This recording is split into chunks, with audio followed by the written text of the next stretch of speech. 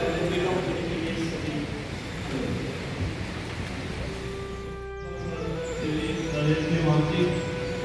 हमारे साथ हमारे टीम से और मेरे सहयोगी शिक्षक शासन कार्यों को करना चाहती हूँ।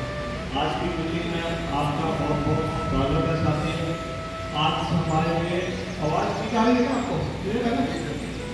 बड़े सौभाग्य की बात है कि जैसे STC हमारा सेल्स ट्रेनिंग सेंटर है अम्बाला में, वहाँ से हमारे जो जहाँ क्योंकि यहाँ से अभी लड़कों को जाना पड़ता है वहाँ पे कई बार शायद आप लोगों से बात भी हुई है कि ट्रेनिंग सेशन हमारे अम्बाला में होते हैं, तो वही ट्रेनिंग सेशन जो अम्बाला में होते हैं उसी का देखो हमारे जो घर द्वार आए साथ आपको ट्रेन करने के लिए, तो इनका आज की इस मीटिंग में बहुत बहुत आप सबका बहुत बहुत स्वागत है, अभिनंदन है।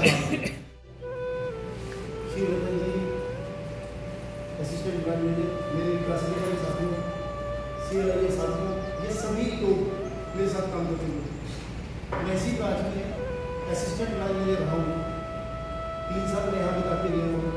उसके बाद शायद मेरा पहला मीटिंग एड्रेस करने के लिए, क्योंकि उसके बाद मैं सुंदरनगर गया, वहाँ से और प्रमोशन शिमला आया, दूसरी प्रमोशन शिमला हुई, जब शिमला से आप सबको ट्रेनिंग देने के लिए मैं आया।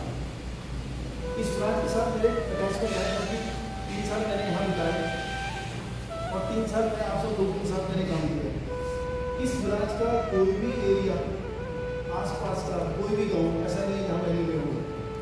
हर गांव में हर जगह पर तकरीबन मेरे को सभी लोग जानते हैं क्योंकि मेरी कुंडली बहुत होती है। और उस दौरान भी नालागढ़ ब्रांच ऑल इंडिया में फर्स्ट होती थी।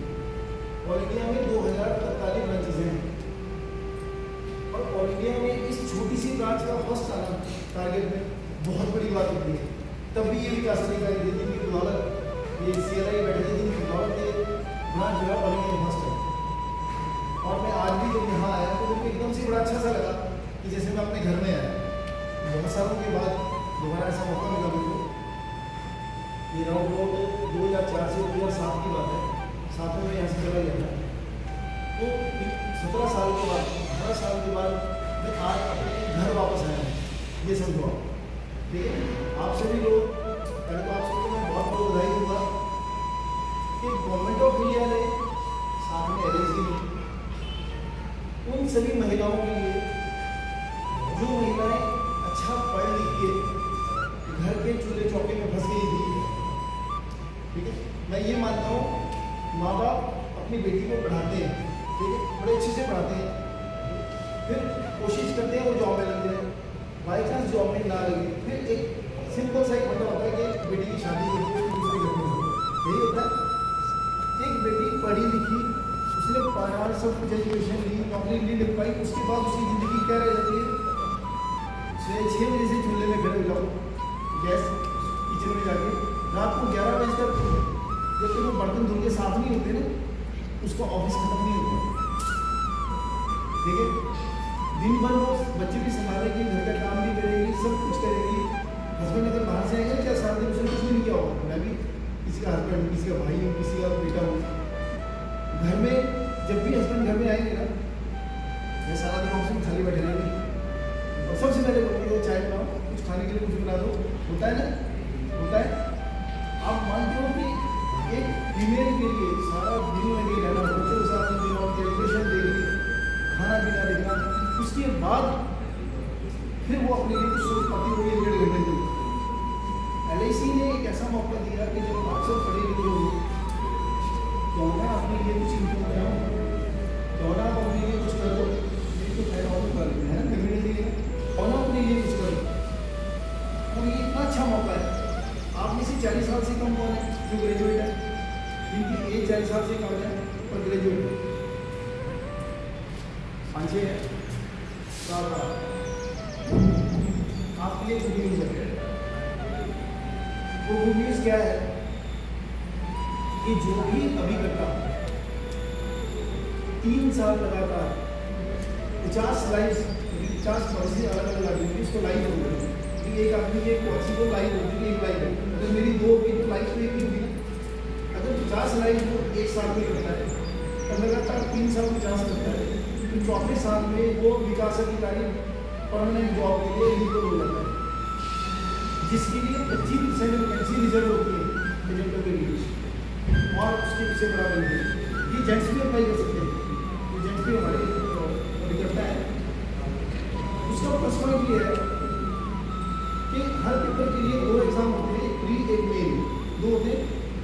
इसमें प्री का एग्जाम नहीं होता एजेंट के लिए, सीधा मेन में बैठता है और मेन के बाद इंटरव्यू होती है और सिलेक्शन हो जाती है। अभी रिसेंटली पिछला बैच चल रहा है, तकरीबन हर साल या 1 साल के बाद इम्प्रूवमेंट हो रही है। हिमाचल में टोटल 62 वैकेंसीज मिली, 62 रिक्रूट हुए थे, उनमें से 25 जो थे वो एजेंट कैटेगरी से थे। 25 आदमी हिमाचल में, टोटल 62 में से 25 आदमी एजेंट कैटेगरी के थे। आपको मालूम है एचएस की तनख्वाह कितनी है? किसको मालूम है एचएस की तनख्वाह कितनी है? वो लगता है मालूम है 70,000 रुपये। और एक विकास अधिकारी की स्टार्टिंग पे कितनी है आज की डेट में मालूम है? राउंड अबाउट 95,000 की। तो आपकी पोस्ट कौन सी हुई? एचएस से ऊपर। तो ये टाइम है, इसको 3 साल दब के काम करो, 4थे साल में अपॉइंटमेंट लो और विकास अधिकारी बनो। हर 5 साल बाद प्रमोशन, असिस्टेंट ब्रांच मिलेंगे, सारी फैसिलिटीज मिलेगी, हर चीज़ मिलेगी। तो एक मौका है आप सबको आगे बढ़ने के लिए, पॉलिसी दे रही है। और वो भी कब? जब एक आदमी की उम्र 32 साल हो जाती है रिजर्व में, और जनरल में तो 28 साल है, उसके बाद कोई जॉब नहीं मिलती। LIC में एजेंट को 40 साल तक जॉब मिलती है, 8 साल एक्स्ट्रा। वो टाइम जब कहीं नौकरी नहीं मिलेगी, LIC में आपको पक्की नौकरी पाने का मौका मिलेगा। ठीक हो गया? फिर एक और अच्छा काम करोगे, उसको महीने का प्रीमियम बताओगे। डर ये है कि कहीं मना ना कर दे, और जब महीने का प्रीमियम ले लोगे ना, तो उस घर से ऐसे भागोगे जैसे उसने कुत्ता छोड़ दिया पीछे आपको। सही बात है, सच्चाई है कि आपके अंदर जो कॉन्फिडेंस होगा और आप उसको बताओगे। मैं आज आपको इतना कॉन्फिडेंस दूंगा कि एक महीने का प्रीमियम करने वाला आदमी, उसको आप कैसे साल के ऊपर मोड़ोगे, और उसको लगेगा कि अगर मैं साल वाला प्रीमियम दूंगा तो मेरे को रिटर्न ज़्यादा मिलेगी बनिस्बत कि वो जो प्रीमियम महीने का दे रहा है। ये चीज़ें मैं सीखूंगा। तो लास्ट में 90,000 की महीने की कमीशन आई है, 90,000 हो गई, उसकी पहली कमीशन 90,000 मेरी। दूसरा आपको मैं बधाई दूंगा कि ये कंसेप्ट हमारा दिसंबर में शुरू हुआ था। दिसंबर से लेके आज तक, मीन्स 31 मार्च तक हमारी 2043 बीमा सखी लगी थी हिमाचल में। और ऑल इंडिया में हमारे 118 डिवीजन है पूरे ऑल इंडिया में, और हमारा हिमाचल बीमा सखी के प्रीमियम में ऑल इंडिया में फर्स्ट था। उसकी तारीफ हो जाए 118 डिवीजन में हमारा डिवीजन बीमा सखी के प्रीमियम में ऑल इंडिया में फर्स्ट। वो आप सब ने किया, आप सब लोगों ने बीमा सखी में। साथ में जितनी हमने रिक्रूटमेंट की, हम ऑल इंडिया में 14 लोग बने। देखो मैं वही बोल रहा हूँ, ये वो ब्रांच है जिसने पूरे शिमला डिवीजन को रास्ता दिखाया। तब से लेके आज तक सोमनाथ जी बैठे हैं, कोई ब्रांच ऑल इंडिया में फर्स्ट नहीं है जो नालागढ़ ने हिस्ट्री रची है। आज तक वो हिस्ट्री रिपीट नहीं हुई है। और जिसमें हमने ये ब्रांच ली थी, हम इकट्ठे थे, शायद 6 करोड़ की ब्रांच थी, और 32 करोड़ की ब्रांच में छोड़ के गए हैं यहाँ पर। आज तक वो टारगेट भी पहुँचा है, और आज तक शिमला डिवीजन के अंदर कोई ब्रांच ऑल इंडिया में फर्स्ट नहीं आई है। तो आप जिस जगह पर हाँ, उसमें हम नोट भी गोली में या बड़े बड़े थानों में लेके आते थे, क्योंकि उसमें नोट सीधे कैश मिल जाता था मेरे को। तो मैंने इतना कैश ढुआया यहाँ पर, गाड़ी की सीटों के नीचे कैश रखा होता था ताकि कोई अटैक ना करे। ऐसा काम किया हमने, ये मेरे पुराने साथी हैं सारे, मैंने सब मेरे टाइम में काम किया। तो मैं ये बोल रहा हूँ कि ये एक ऐसा मौका है, और ये एक ऐसी जगह है, इस जगह पे भगवान का एक आशीर्वाद है कि यहाँ पर लोग अच्छा अच्छा कमाते हैं।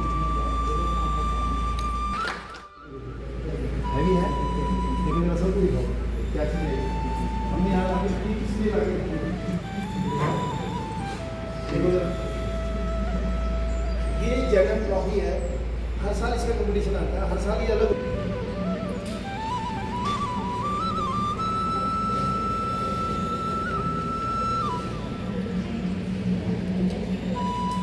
आप में से पुराने साथी कौन है ये बैठे हैं हमारे साथ, है ना? कितने साल हो गए इनसे?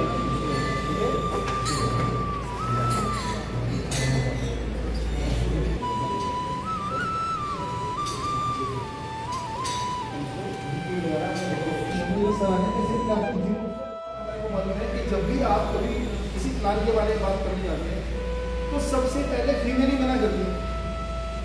तो पहले एक अपना एजम्पशन बना लो कि जब भी आप अब कैसे करना है क्या होगा। हमारे पास एक ऐसी प्लान है जिस प्लान में अपनी बेटी का आप किसी घर जाते हो कि हमारे पास एक बच्चों के लिए स्कीम आई है, जिस स्कीम में जो आप अपने बच्चे के लिए करना चाहते हैं, बेटी के लिए, आप उसका कन्यादान आज ही कर लो, पैदा होते बेटी का कन्यादान कर लो। कि उस बेटी का बचपन, उसकी हायर एजुकेशन, उसकी शादी, उसका तब तक कि जब तक हम जिंदा रहते हैं अपनी बेटी के लिए करते हैं वो सब कुछ, और हमारे बाद जब तक वो जिएगी अपने माँ बाप की तरफ से तब भी, और जिस दिन उसकी डेथ होगी उसका वो पैसा नेक्स्ट जनरेशन को जाएगा, उसके बच्चों को जाएगा। एक ही पॉलिसी से आप कवर कर सकते हो। बेटी की एक पॉलिसी करो और आप बेटी को 2 पीढ़ियों के लिए पैसा दे रहे हो, और उस बेटी को इतना सशक्त करके भेज रहे हो कि उसको किसी के आगे कभी हाथ नहीं फैलाना पड़ेगा। अब मैं इसको आपके साथ जोड़ता हूँ, कैसे बात करूँ कि बेटे आप पराया धन है, यही बोलते हैं ना, इंडियन सोसाइटी में यही बोलते हैं ना। फिर वो ससुराल जाती है, वहाँ जाके क्या बोलते हैं, दूसरे घर से आई है। उस बेटी के घर में ना तो मायके का ना ससुराल का, दोनों में वही है ना।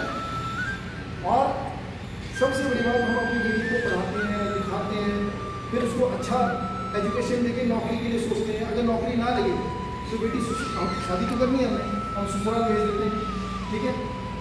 ससुराल में जाने के बाद बेटी डिपेंड, आपने चाहे उनको करोड़ों का दहेज दिया हो, वो दहेज कभी काम नहीं आता, वो दहेज लगा ही रह जाता है, आता नहीं ना। दहेज उसकी कौन सा काम आएगा, कौन सी चीज़ काम आएगी। आप जो 5 करोड़ का आपने दहेज दे दिया, 2 करोड़ का दहेज दे दिया, वो दहेज फर्नीचर के रूप में, सामान के रूप में लगा हुआ है। कभी भी प्रॉब्लम आएगी वो बेचारी फिर भी हाथ फैलाएगी घर में सबके आगे, घर में जो मेरे खर्चे के लिए पैसा चाहिए, क्योंकि जॉब नहीं लगी है। अगर आपने अपनी बेटी के लिए ये जीवन उत्सव पॉलिसी दी तो उसका बचपन की एजुकेशन, हायर एजुकेशन, उसकी शादी, उसके बाद जो माँ बाप अपनी बेटी के लिए करते हैं। एक बेटी जब भी ससुराल जाती है उसको अगर माँ बाप की तरफ से 100 रुपये भी आएंगे ना, या 100 रुपये का गिफ्ट भी आएगा ना माँ बाप की तरफ से, उसके लिए वो करोड़ों का आता है। क्योंकि उसको ये उम्मीद होती है कि मेरे माँ बाप ने मेरे लिए कुछ छोटी सी चीज़ भेजी है, उसके साथ उसकी इमोशनल अटैचमेंट है। चाहे वो करोड़पति होगी, पर माँ की तरफ से कोई भी चीज़ आएगी उसकी अटैचमेंट जुड़ी होगी उसके साथ, ठीक है। हम क्या करते हैं, जब तक हम जिंदा है अपने बच्चों के लिए सब कुछ करते हैं कि जब तक वो हम जिंदा रहेंगे उसको कुछ ना कुछ भेजेंगे, किसी न किसी रूप में भेजेंगे। और अगर हमारी डेथ हो जाए, पेरेंट्स की डेथ हो जाए, तो वो बेटी हमेशा अपने ब्रदर की तरफ को देखेगी। आज के समय में भाई कितना किसी के घर जाते हैं, ठीक है। तो जब भी कोई भी त्यौहार होगा, जब भी उसको ऐसा लगेगा मेरे माँ बाप मेरे लिए कुछ करते हैं, वो हमेशा ये सोचेगी कि मेरे माँ बाप अगर होते हैं तो शायद मेरे लिए कुछ करते हैं। ये पॉलिसी अगर आपने दे दी तो उसको हर साल जब भी उसके खाते में तो 1 लाख रुपया जाएगा ना, या 50,000 रुपये जाएगा ना, चाहे वो करोड़पति भी होगी, जब SMS उसके मोबाइल पर आएगा ना, वो कहेंगे मेरे माँ बाप आज है भी नहीं ना, तो भी मेरे को पैसे मिलेंगे। और जब भी उसकी डेथ होगी तो 10 लाख की पॉलिसी की 2.5 करोड़ की भी छोड़ी है, गारंटीड 2.5 करोड़ की भी छोड़ी है, और गारंटीड 1 रुपया भी कम हो जाए, जब मैं कैलकुलेशन दिखाऊंगा आपको इसमें।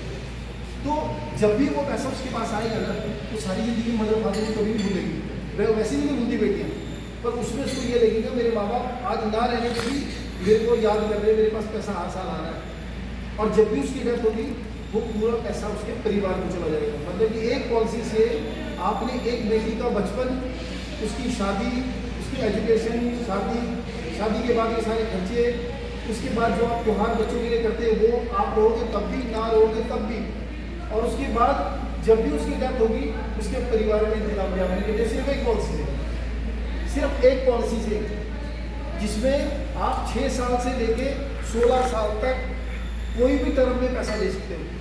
आपने 6 साल पैसे देने, 7 साल देने, 8 साल देने, कस्टमर की मर्जी है, ठीक है। आई में थोड़ा टाइम ज़्यादा नहीं हुआ, क्योंकि पहले इवेंट का लेक्चर था, बता देता मैं अभी बीच में रोक रहा हूँ। तो फर्स्ट ऑफ ऑल आपका जैसे आपको पता कि दिसंबर 24 में आपने यूनिवर्सिटी के डेवलपमेंट शुरू हुई, अभी रिसेंटली है पानीपत में PM मोदी जी ने इसका उद्घाटन किया था 9 दिसंबर को। उसके बाद से अब तक हमारे डिवीज़न में बहुत सारी यूनिवर्सिटीज अपॉइंट हुई है, और हमारे डिवीज़न में ऑल इंडिया में FPA बेसिस पर टॉप किया है। 12.5 करोड़ बीमा सखीज ने फर्स्ट ईयर की इनकम दी है, और ये ऑल इंडिया में टॉप बिजनेस है हमारे शिमला डिवीजन में। हमारे शिमला डिवीजन में इसमें 21 ब्रांच है, 21 ब्रांच है, ठीक है। तो इसका मतलब कि शिमला डिवीजन इस मामले में अग्रणी नहीं है। 1956 को रजिस्टर कराई थी, उससे पहले प्राइवेट बिजनेस हुआ करता था।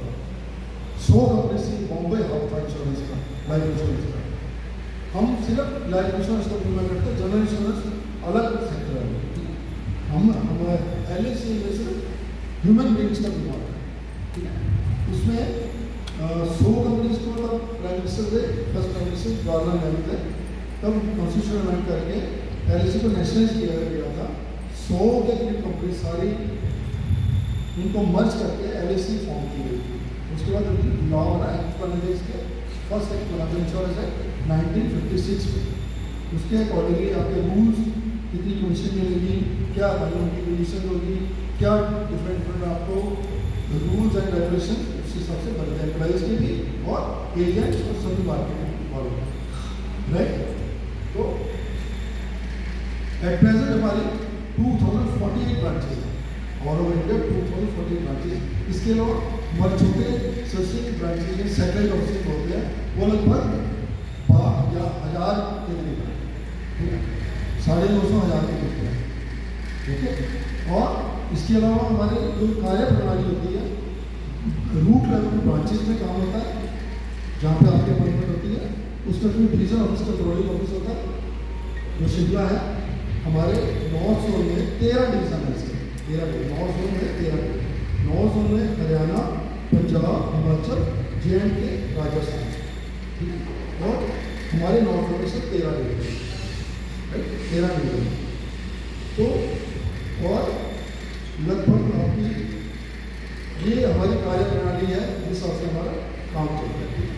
और इस टाइम हमारे जो AUM है, एसेट अंडर मैनेजमेंट है, जैसे कि 51.21 लाख करोड़ है।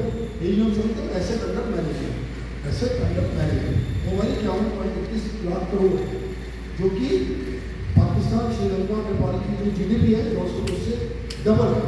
इनकी जो है लगभग 25.56 करोड़, 56 लाख करोड़ GDP है ग्रॉस है। इसके लिए हम एक बड़ा साम्राज्य टाइप, इतनी हमारी कैपेसिटी है, इतनी हमारी कैपेबिलिटी, और हम 98.14% जो बैक्टीरिया भी पे कर चुके हैं। जो पेमेंट्स कोई भी LIC की पेंडिंग नहीं रहती थे, जिसने भी बीमा किया है, जिस पर्पज से किया है, उसका कभी पैसा मरा नहीं है। हम लोग क्या करते हैं, जिसके पैसे पेंडिंग पड़े हैं कोई क्लेम्स के, उसको घर घर जाके फ़ोन के थ्रू या जो हमारे मास्टर उनके एड्रेस होते हैं उनके थ्रू एक पैसा उनका चुकाते हैं, कोई पैसा पेंडिंग नहीं रहती, क्योंकि गवर्नमेंट ऑफ इंडिया की एक सॉवरेनिटी है, सॉवरेन एक्ट है। सॉवरेन एक्ट बोलता है कि जो पैसा इंश्योरेंस पर्पज से गरीब या जितनी कैपेसिटी के हिसाब से किसी कराया है, उसको पूरा बेनिफिट मिले।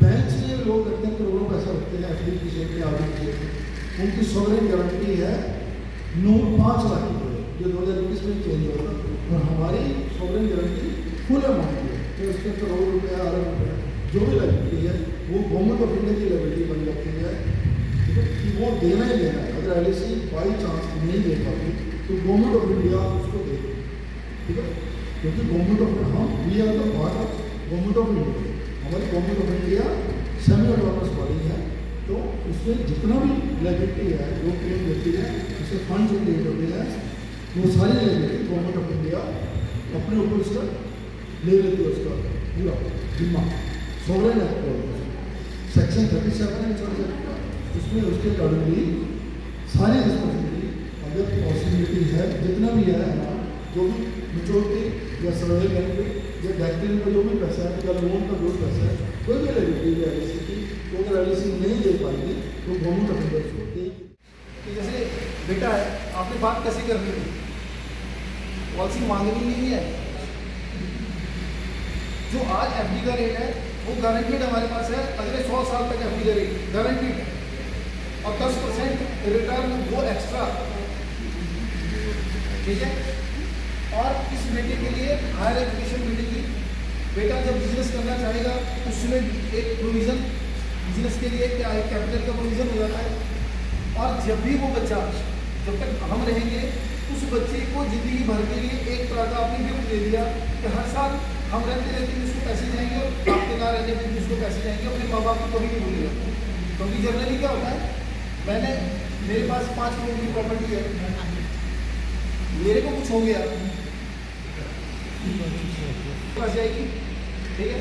बेटा मेरी बढ़िया सी फोटो लगाएगा ड्राइंग रूम में और उसमें हार डालेगा बढ़िया सा, सच्चाई बता रहा हूँ जिंदगी की, ठीक है। यही होता है ना।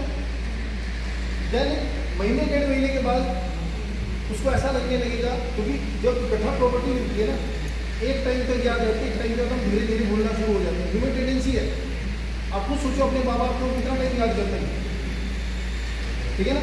एक टाइम के बाद 2 महीने 3 महीने के बाद वो मेरे को तब याद करेगा जब कोई घर वाला बात करेगा, या कोई सिस्टर मेरी घर में आएगी या कोई और आएगा, तो बात करेगा कि मेरे फादर ऐसे होते थे, उन्होंने ऐसे किया मेरे लिए, इतना सब कुछ देखे गए, तभी याद करेगा। क्योंकि हम अपने माँ बाप को कब याद करते हैं, हमारे को तो माँ बाप को प्रॉपर्टी मिली हुई है, हम अपने माँ बाप को तब याद करते हैं जब कुछ श्राद्ध आए, दूसरा के पितृदोष न लग जाए, बस।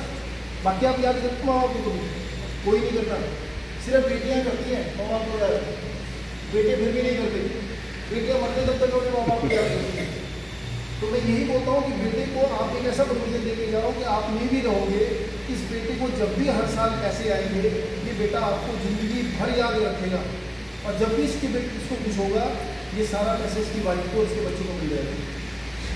तो एक पॉलिसी से आप अपने बच्चे की हायर एजुकेशन, उसका बिजनेस का सेटअप या नौकरी का सेटअप, आगे का उसका पूरा प्रोविज़न और उसकी अगली पीढ़ी एक ही पॉलिसी से कवर करेंगे, ठीक है।